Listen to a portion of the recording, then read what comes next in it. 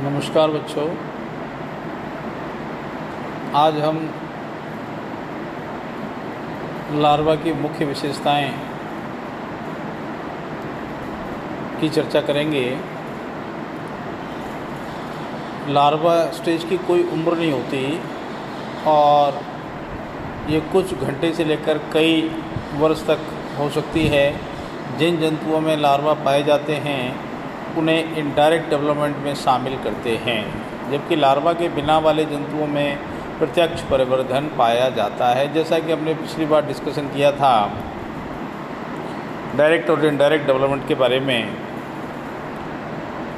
Larva वाले जंतुओं में मेटामॉर्फोसिस पाया जाता है और लार्वा वयस्क से अलग प्रकार के होंगे।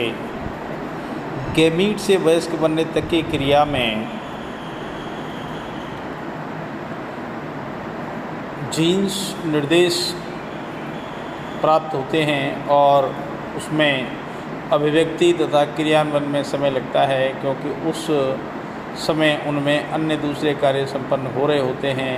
यह निश्चित है कि परिवर्धन के दौरान लार्वा कड़ी मेहनत का काम करते हैं, अतिरिक्त पोषण और गमन का कार्य करते हैं। अतः परस्पर स्पर्धा यदि होती है तो उसकी संपूर्ण जाति को नुकसान पहुंचा सकते हैं। अतः जंतुओं की लार्वल विकिरण डिस्पर्सल का गुण रखते हैं। इनमें गमन के अंग के लिए कुछ व कशाप भी पाए जाते हैं। कुछ लार्वा में फुली डेवलप्ड एलिमेंट्री कैनाल भी पाई जाती है, जो कि पोषण का कार्य करती हैं। जैसे कीटों के लार्वा कैटरपिलर, कुछ लार्वा पोषण फीडिंग का कार्य भी कर सकते हैं। मनुष्य के लिए लार्वा जातिवृत्तीय संबंध फाइलोजेनेटिक रिलेशन में हेल्प करता है।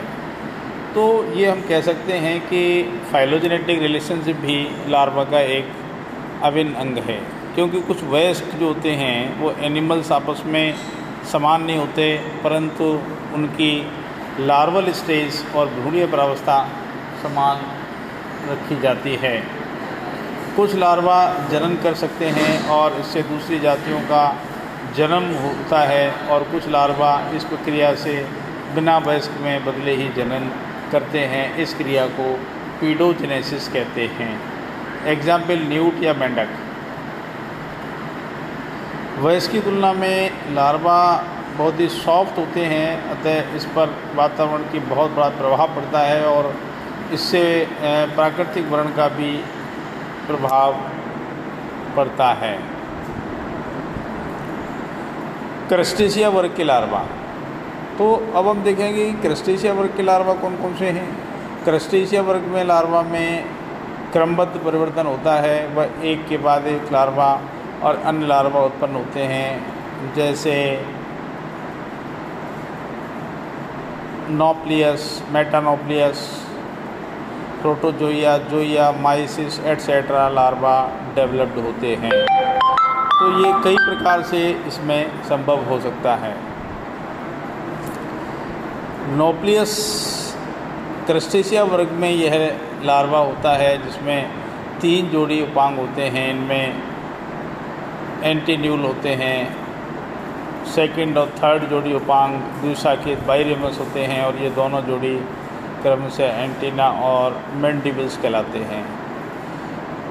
इन पर सीटी पाई जाती हैं, जो ये तीनों जोड़ी उपांग लोकोमोशन में हेल्प करते हैं, और इनके मध्य नेत्र भी पाया जाता है, जो कि शरीर के आगे वाले भाग में पाया जाता है। जैसे साइक्लोप्स है, कोपीपोड्स में पाया जाता है। नोप्लियस लार्वा है जो मोल्टिंग होकर के दूसरे लार्वा में कन्वर्ट होकर के और वयस्क में बदलता है। इस प्रकार हम देखते हैं कि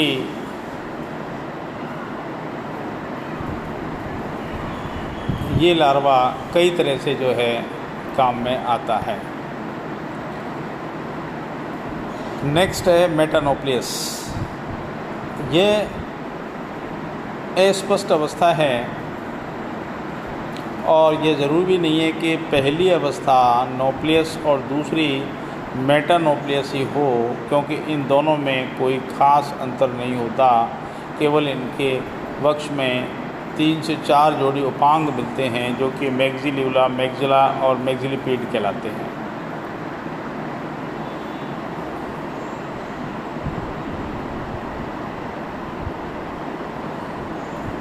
8 अपेंडेजेस इसमें पाए जाते हैं और 6 उपांग होते हैं और 6 सिरोवक्ष होते हैं। नेक्स्ट लार्वा है माइसिस। इसका दूसरा नाम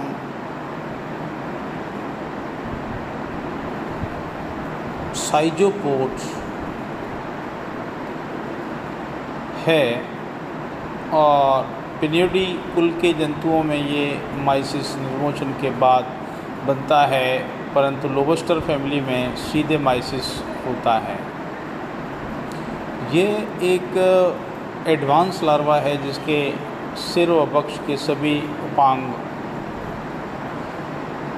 प्रेजेंट होते हैं और ये सभी उपांग वृक्ष के समान द्विशाखीय और समान होते हैं। इन पर एंडोपोडिया बही पादांश पाए जाते हैं। उदर के 6 पेयर पर 5 जोड़ी प्लीपोड और 6 उपांग यूरोपोड कहलाता है। माइसिस लार्वा में लोकोमोशन इन्हीं के द्वारा होता है और इससे पहले की अवस्था में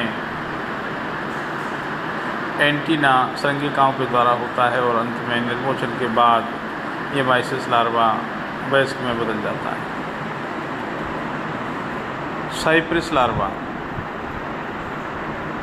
साइप्रिडिया सब फैमिली के मेंबर्स को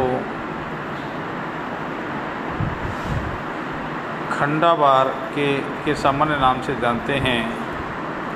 ये खंडाबार बर्निकल्स कहलाते हैं। ये स्थानबद्ध होते हैं। अंडे के स्फुटन के बाद ट्राइएंगुलर नोप्लियस लार्वा का निर्माण होता है। 6 निर्मोचन के बाद ये नोप्लियस लार्वा तिकोने लार्वल साइप्रिस में बदल जाता है और इसे अब हम साइप्रिस लार्वा कहते हैं। साइप्रिस लार्वा पोषण नहीं करते और इनका शरीर कारापेश से नहीं ढका रहता। इसके 1 जोड़ी नेत्र और 6 जोड़ी बक्षीय उपांग पाए जाते हैं और फर्स्ट एंटीन्यूल में मौजूद सीमेंट ग्लैंड से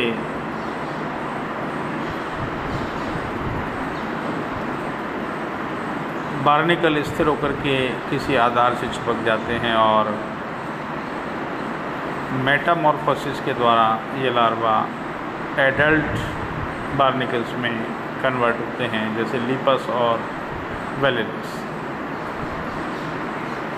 नेक्स्ट लार्वा की बात करेंगे तो मेगालोपा लार्वा इसमें सामने आता है।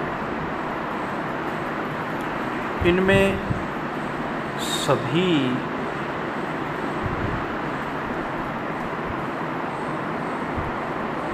सच्चे यानी कि ट्रू केकड़े आते हैं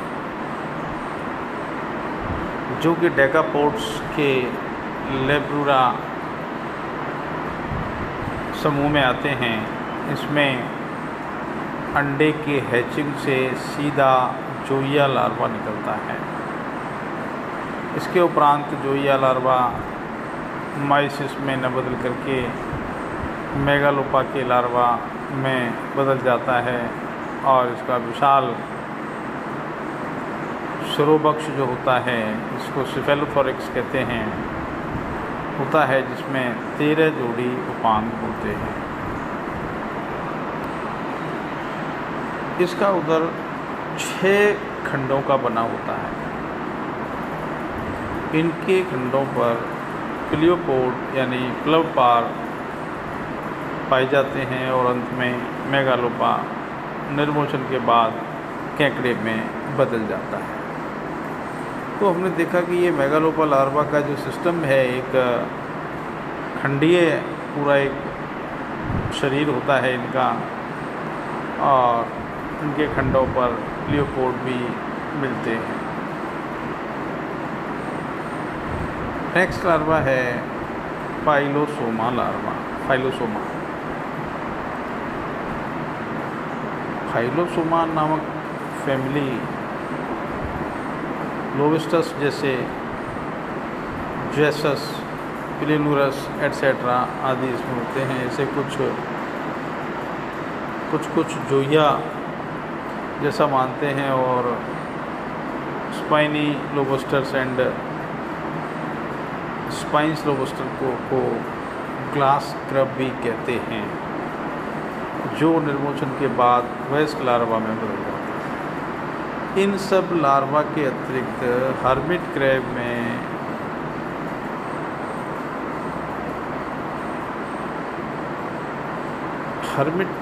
में जो ग्लूक्लोथी एलिमा स्क्विली में भी इसके अंतर्गत आते हैं, क्रस्टेशिया के अंतर्गत ही आते हैं। तो इस प्रकार इनकी भी कई प्रजातियाँ हर्मिट क्रैब के अंदर भी देखने को मिल जाती हैं। एलिमा स्क्वेला इसमें कॉमन है। कॉमन सेलिज्म का एक उदाहरण ये दर्शाता है। महत्व हेकल नामक वैज्ञानिक ने अनेक तर्कों के आधार पर पुनरावर्तन के सिद्धांत के अनुसार रिकैपिटुलेशन थ्योरी भी प्राणी के डेवलपमेंट का इतिहास उसके उद्य विकास को दौरान करता है।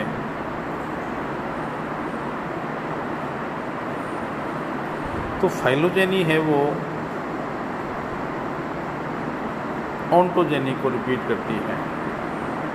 इसका मतलब रिकैपिटुलेशन थ्योरी का भी एक अपना एक कंसेप्ट है जो इस लार्वाओं से अटैच्ड है। तो हैकल ने इसी के रिगार्डिंग अपने तर्क दिए, जो कि पुनरावर्तन के सिद्धांत के आधार पर बेस्ड है। तो किसी भी प्राणी के डेवलपमेंट का जो हिस्ट्री है वो उसके उद्य विकास को दोहराता है। ऑन्टोजेनी रिपीट्स फाइलोजेनी, ये सिद्धांत इन्होंने दिया था। अर्थात एक वयस्क जीव के सभी लार्वा उस जीव के पूरे पूर्वज होते हैं। अर्थात लार्वा के अध्ययन से विभिन्न जातियों के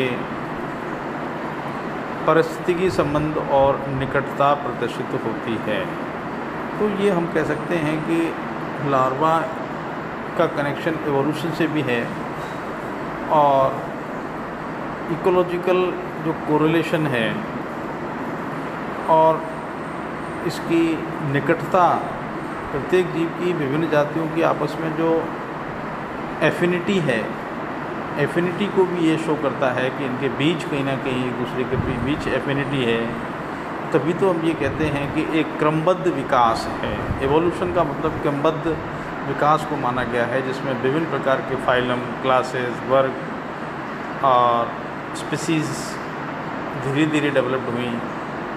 कभी भी ये एक साथ नहीं हुआ और ये क्रमिक विकास है। इस क्रमिक विकास में ये एक योजक कड़ी के रूप में माना गया है।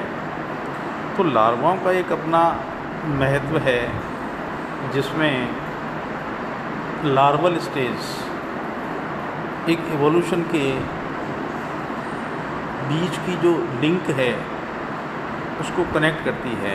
एक जीव से दूसरे जीव के बीच में जो लिंक है उसका कहीं ना कहीं एक दूसरे से कनेक्शन है। और हर लार्वा, हर जीव अपने व्यक्तिगत डेवलपमेंट में अपने से पहले जो पूर्वज हैं उनकी जातियों को, उनके जीवों को दौरान करता है। अर्थात उनमें वो लक्षण दिखाई देते हैं, वो प्ररूप दिखाई देते हैं, वो बाह्य लक्षण दिखाई देते हैं। तो यह हम कह सकते हैं, ये सिद्ध होता है कि ontogeny repeats phylogeny. Thank you.